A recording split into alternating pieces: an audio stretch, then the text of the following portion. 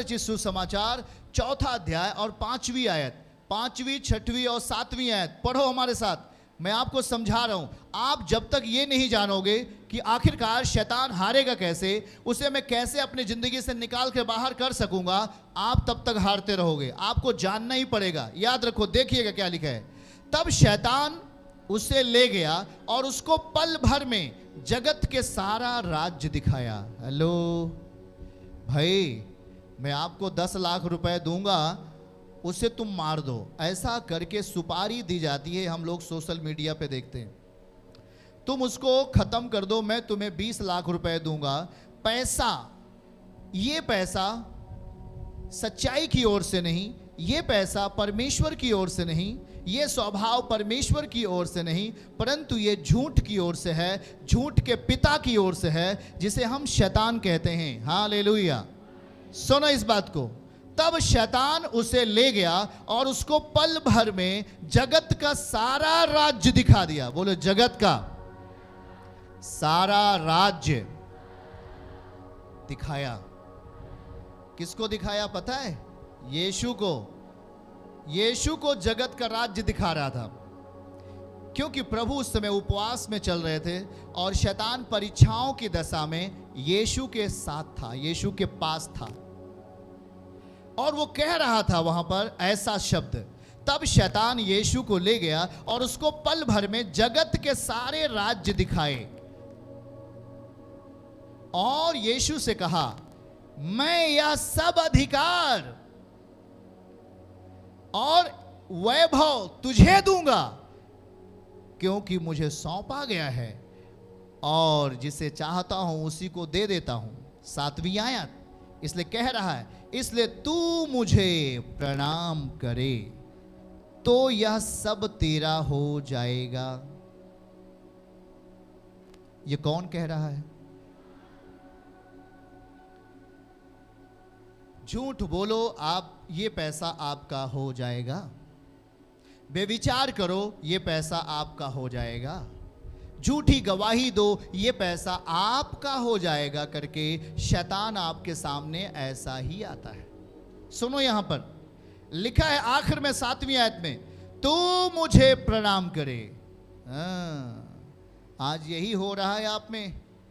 अभी हम पढ़ रहे थे, जिसके पास पुत्र है उसके पास जीवन है।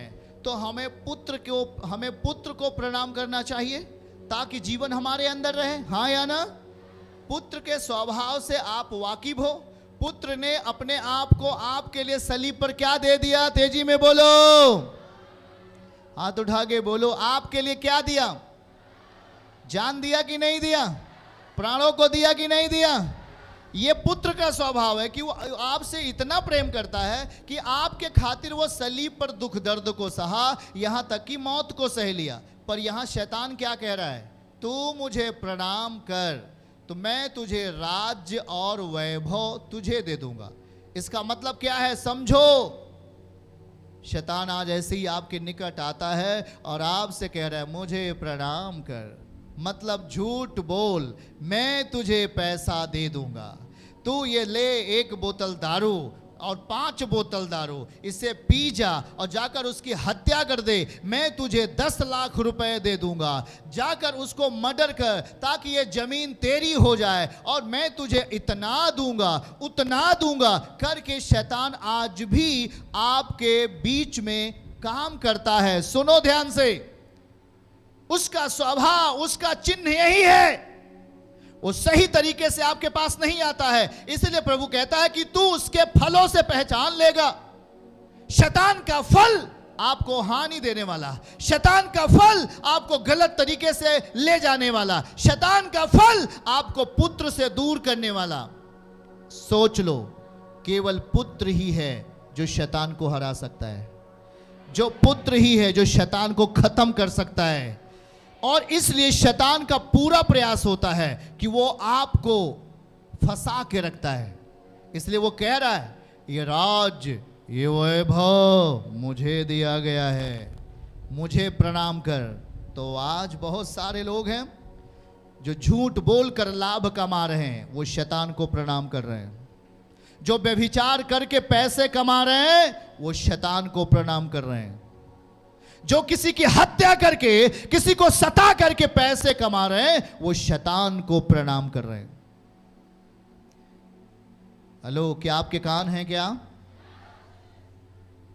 आप इसे समझ रहे हो? क्या पुत्र ऐसा चाहता है हमसे?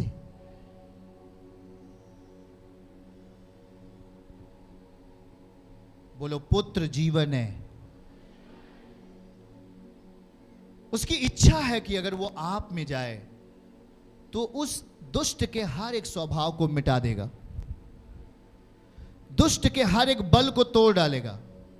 कोई तो रात में उठा है और वो रेलवे फाटक के पास गया और वो सुसाइड कर लिया। घर वालों ने पूछा ये क्या हुआ, कैसे हुआ? घर वाले बोलते मुझे मालूम ही नहीं, ये कब रात में उठा, जागा और जाकर के सुसाइड कर लिया। ये मेरा बेटा, ये मेरी बेटी जाकर के सुसाइड कर ली, आत्महत्या कर लिया।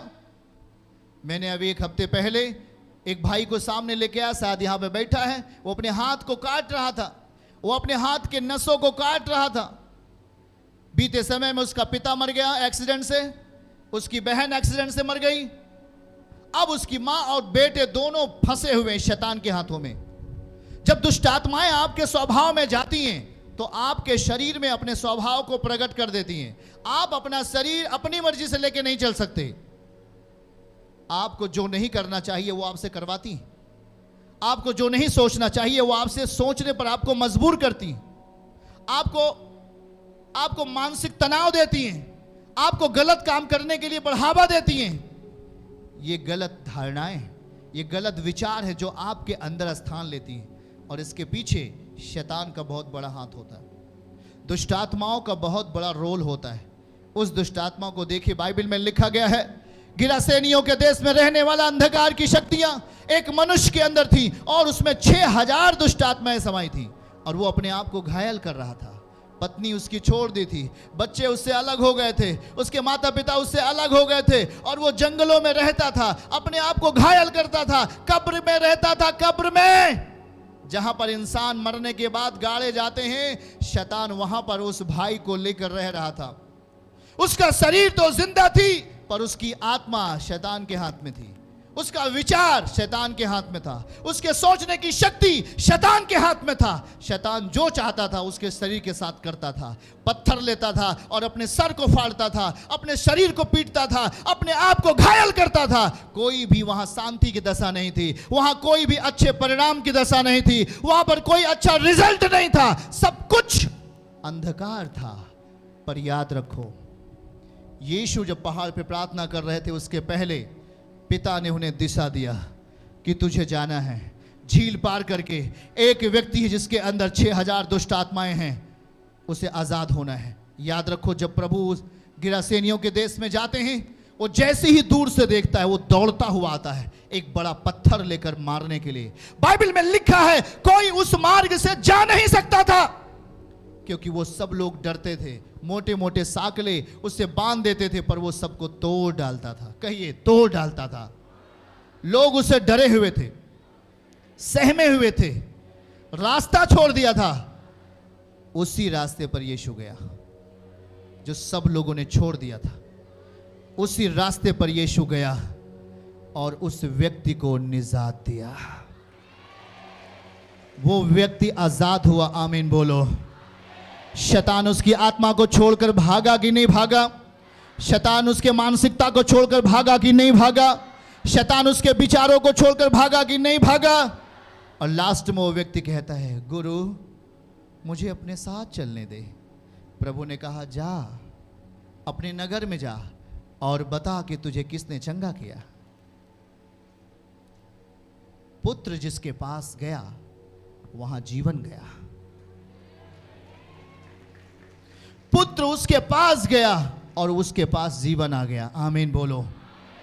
चर्च की सभी प्रार्थनाओं को और परमेश्वर के दास के द्वारा टीचिंग सुनने के लिए और अपडेट्स को जानने के लिए हमारे इस चैनल को सब्सक्राइब करें और साथ में बेल आइकन को दबाएं ताकि जब भी लाइव प्रार्थना हो तो सबसे पहले आप देख सकें।